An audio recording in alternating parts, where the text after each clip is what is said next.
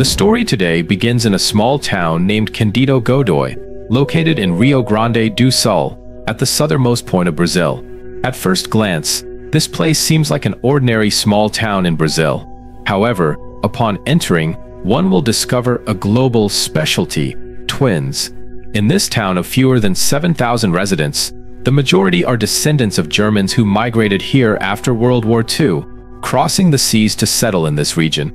According to statistics, the twin birth rate in this modest town of Candido Godoy has reached an astonishing 20%.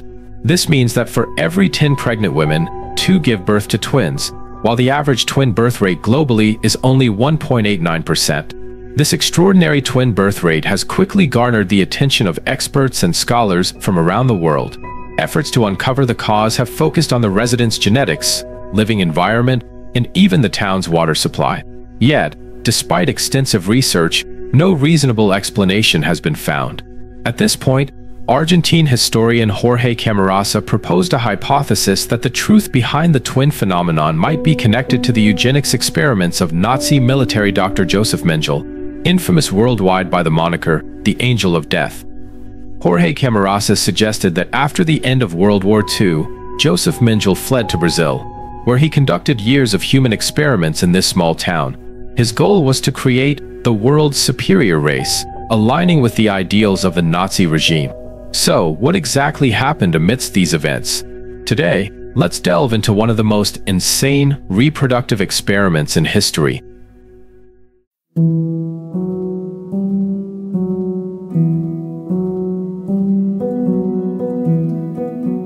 Fountain of Life.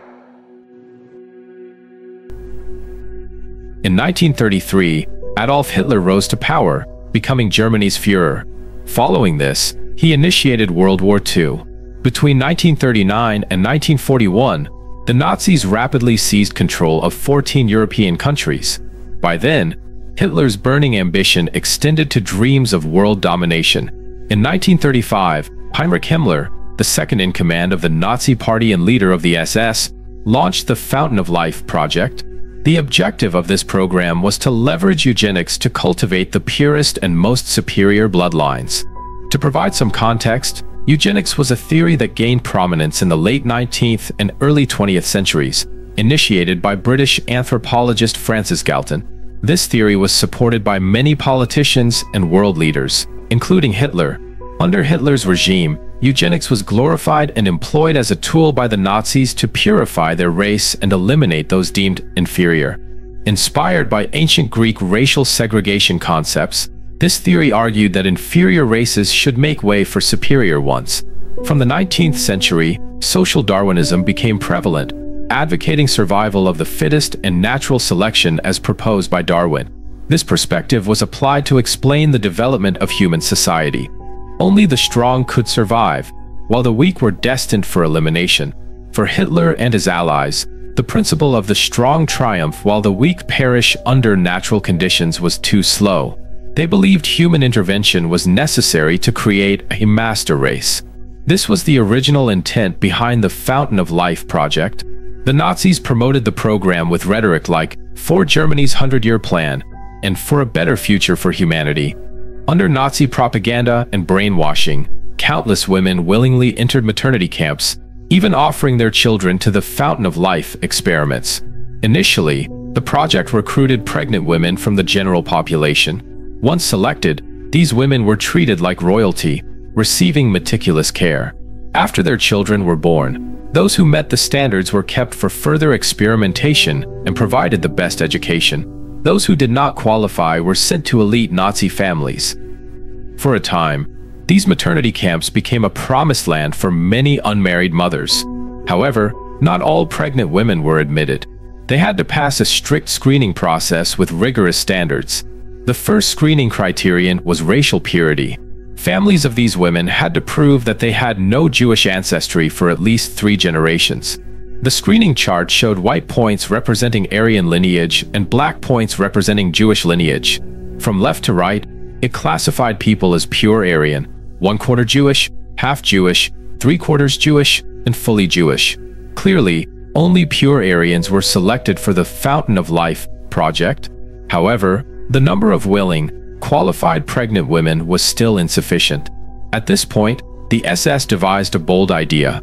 If the number of pregnant women was lacking, why not select the most noble and pure German maidens to bear children? This would solve the issue. In 1936, an 18-year-old maiden named Hildegard Trotz, fresh out of high school, became an unwilling candidate. With blonde hair, blue eyes, a tall figure, and long legs, she quickly caught the SS attention. While still unsure about her future, SS leaders approached her and said, "If you don't know what to do with your future, why not bear a child for the Führer? We need people like you to elevate our nation's value. Look at your wide pelvis and hips. They're perfect for childbearing." Motivated by her love for the Reich and Hitler, the young woman didn't hesitate and signed up immediately. In this wave alone, along with her, hundreds of other beautiful, blonde-haired, blue-eyed maidens joined the Fountain of Life project. They signed a confidentiality agreement and informed their families that it was a group training program organized by the state. At the same time, they also agreed to hand over their children to the nation after giving birth. Following this, the women were introduced to Nazi officers under the arrangement of the experimental staff. A large-scale, anonymous dating operation began. The women were given 1 week to choose the officer they favored. Once the doctors determined the ovulation dates, the women and officers were taken to an empty room. They, carrying a sense of patriotic dedication, spent the night together. If multiple women favored the same officer, it wasn't an issue, as their ovulation dates would inevitably differ. 3 days later, the same officer would be sent to another woman's room. No one knew each other's names or surnames in these encounters. Behind this fervent enthusiasm lay only one goal: reproduction. Once the women became pregnant, the officers would leave the experimental camps and return to the battlefield. Everyone at these camps seemed to be treated like livestock, their sole responsibility being breeding. The children born here resembled products on an assembly line, continuously being brought into the world. 10 months later, a woman would complete her mission and deliver a beautiful Aryan baby boy. She would leave the maternity camp with pride. Meanwhile, the families of these women had no idea that their daughters had given birth in the maternity camps. Only healthy children had the chance to survive. Any child born with deformities or physical weaknesses was immediately executed. Some children, even though healthy, were not accepted if their eye or hair colors did not meet the blonde-haired, blue-eyed standard. At this point, the staff implemented various treatment methods, such as exposing the child's eyes to intense light to train them into becoming the strongest warriors for the future Reich. Himmler himself personally developed a high-protein formula to nourish these children. When the babies cried, nurses were forbidden to comfort them, under the rationale of fostering resilience in the children, even if their cries left them hoarse. By the 1930s, the Nazis had established around 10 Fountain of Life maternity camps within Germany. By the late 1930s, the Nazis expanded this model to countries they deemed of racial value, such as Norway, Denmark, France, and Belgium. Between 1935 and 1945, across Europe, a total of 36 Fountain of Life maternity camps were established, resulting in the birth of over 8,000 children. Hitler's goal was to increase the number of children born under the Fountain of Life program to 120 million by 1980. However, the reproduction rate of the program failed to meet the insane ambitions of the Nazis. Whenever the SS entered a new area, they would select children they deemed suitable, even going so far as to snatch babies from their mother's arms. For a time, having blonde hair and blue eyes seemed to become a curse in Europe. These elite children were forced to serve the Reich. Abducted children were subjected to medical identification tests, such as determining their eye and hair color. Afterward, they were sent to Fountain of Life camps in Germany, where they faced their final judgment through a series of strict examinations. The children in the Fountain of Life program were categorized into 3 groups: excellent, acceptable, or low quality. Those deemed low quality were often sentenced to a painful death in the gas chambers of concentration camps. In 1942, after German forces invaded Crimea, among the captured masses, a boy with angelic blonde hair and blue eyes caught the particular attention of the Nazis. His name was Alexander Lida. Believing that such a good child should not be left behind, the German soldiers brought Alexander back to Germany. There, he was forbidden from speaking his native language and repeatedly told by staff that his parents had abandoned him. Ultimately, Alexander was adopted by a wealthy German family and renamed Fokker Heinach. According to incomplete statistics, up to 250,000 children were abducted by German forces during this period. However, only a tiny fraction survived, with cases like Alexander's being even rarer. But the story doesn't end there. To accelerate the production of children, Nazi military physician Josef Mengele, infamously known as the Angel of Death, expanded the Fountain of Life program into a twin experiment. According to Mengele's theory, twin births would be far more efficient than single births. The twin experiment. Mengele believed that just as superior dog breeds could be created in laboratories, so too could the best human specimens be produced through similar methods. In the 1940s, Mengele moved to the infamous Auschwitz concentration camp, which became the central site for his grotesque twin experiments. According to records, Mengele conducted experiments on approximately 1,500 pairs of twins, but by the end, fewer than 100 pairs survived. Mengele was a wiry man, obsessed with cleanliness and perfection, to the point of compulsive disorder. His hair was always impeccably groomed. His dark green uniform was pressed to perfection, and his shoes gleamed with polish. His obsession with perfection extended to his research subjects. If a child displayed even the slightest health issue or abnormality, they were mercilessly sent to the gas chambers to meet their end. The twin sisters, Eva and Miriam, were among the fortunate few who survived Mengele's twin experiments. Born in a small village in central Romania, they came from a family of 6, with 2 older sisters above them. Their family had lived a peaceful and happy life until the Nazis invaded. Being the only Jewish family in the area, all 6 members were forced onto a train headed to a concentration camp, alongside countless other Jewish families. Upon arriving at the camp, the family was immediately separated. An SS officer noticed Eva and Miriam holding hands with their mother and excitedly shouted, "Look, there's a pair of twins." The sisters were abruptly taken away from their family and sent to the human experimentation lab. Despite crying uncontrollably, they could not hold on to their mother and 2 older sisters, who were later sent directly to the gas chambers. In the lab, Mengele's genetic experiments aimed to study the similarities and differences between twins, while also exploring ways to increase twin birth rates through artificial methods.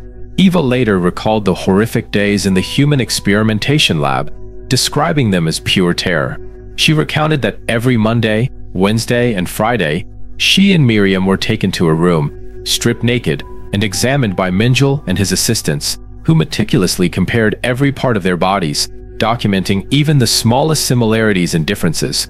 This process lasted up to 8 hours each session. On Tuesdays, Thursdays, and Saturdays, they were taken to another lab for blood tests.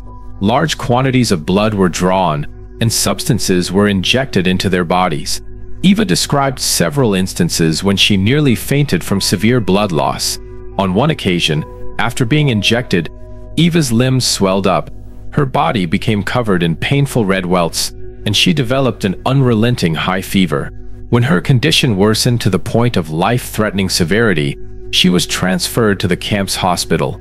After a medical examination, the doctor somberly remarked, "It's unfortunate. Such a young girl likely won't survive more than 2 weeks." In that moment, Eva held on to a singular determination. She would not die here. She was resolved to reunite with her twin sister and survive. Against all odds, 2 weeks later, her fever subsided and Eva survived. A miraculous recovery. However, she was soon sent back to Mengele's twin experimentation lab.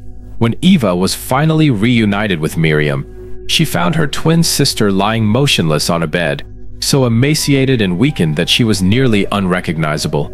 Concerned, Eva asked, "Where were you these 2 weeks? What happened?" Miriam replied briefly, "I won't say, and you wouldn't want to know." Compared to the countless other tragic cases in Mengele's twin experiments, Eva and Miriam were considered among the lucky ones, for at least they had survived. In 1945, after World War II ended, fewer than 100 pairs of twins tremblingly walked out of the human experimentation camps, discovering that the Nazis had vanished. Eva and Miriam were rescued and later relocated to Israel. In 1960, Eva married an American man and subsequently became a U.S. citizen. Miriam, her only surviving twin sister, remained in Israel, built a family, and lived her own life. However, when Miriam gave birth to her first child, her kidneys became severely infected. No antibiotics proved effective. By 1963, when Miriam was pregnant with her second child, she suffered another severe infection. After thorough examinations, doctors discovered that Miriam's kidneys were the size of those of a young teenager. This meant that her kidneys had stopped developing during the time she was subjected to brutal experiments in the concentration camp. By the time she gave birth to her third child, her kidneys had completely failed. Without hesitation, Eva decided to donate one of her kidneys to Miriam, saying, "I have 2 kidneys, but I only have this one sister left." This decision was not difficult for me. Although Miriam underwent a kidney transplant, within just a few years, her body began to face numerous health complications. Several organs deteriorated, and she relied heavily on medication to survive. Miriam's primary doctor tried to track down the experiment records from the concentration camp to better understand the substances injected into her. Unfortunately, those documents had long disappeared. In June 1993, Miriam passed away. Following her sister's death, Eva traveled the world, delivering lectures and tirelessly searching for other surviving twins from the Nazi experiments. It is thanks to her efforts that we learned about this dark chapter of history. Eva passed away in July 2019 at the age of 85.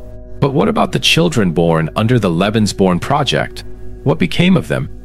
After World War II, the program collapsed entirely. When American troops entered Germany, only about 100 surviving children were found, ranging in age from 6 months to 6 years. The program's staff had long fled after learning about the impending defeat. These children, once hailed as the light of Germany, now became a symbol of shame for humanity, targets of hatred from the public. Nazis had believed Norwegians were descendants of Vikings with the most perfect bloodline. Consequently, Norway had the largest Lebensborn facilities outside of Germany. After the Nazi regime's collapse, the new Norwegian government vented years of accumulated resentment on these children and women.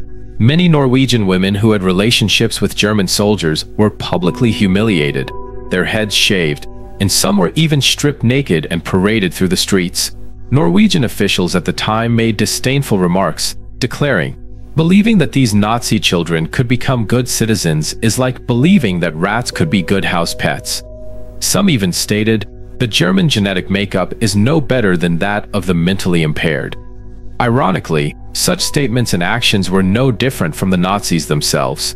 They seemed to have forgotten that these children were victims, just like many others. The true blame lay with the regime and its authoritarian leaders, not with the innocent victims. Many of the children born through the Lebensborn project were confined to psychiatric hospitals. A local pastor even suggested they need to be washed repeatedly to rid them of the Nazi stench. Tragically, some children were scrubbed so harshly that their skin was torn. In 2018, during the 70th anniversary commemoration of the Universal Declaration of Human Rights, Norway's Prime Minister, Erna Solberg, for the first time officially apologized on behalf of the nation to the Norwegian women and their descendants who had endured decades of unfair treatment. Yet, even with this apology, the trauma and psychological scars of the affected individuals were not easily healed. Investigations revealed that the suicide rate among children born through the Lebensborn project was significantly higher than the general population. The ones who should have been judged and punished were Hitler, the Nazis, the SS, and other top leaders. What fault did these innocent children have? Paul Hansen, one of the individuals born through the Lebensborn project, once said, "I will never escape this shame. I wish my ashes could be scattered in the wind, so no one could point fingers at me anymore." So, did the Lebensborn project and twin experiments lead to any groundbreaking scientific discoveries for the German military?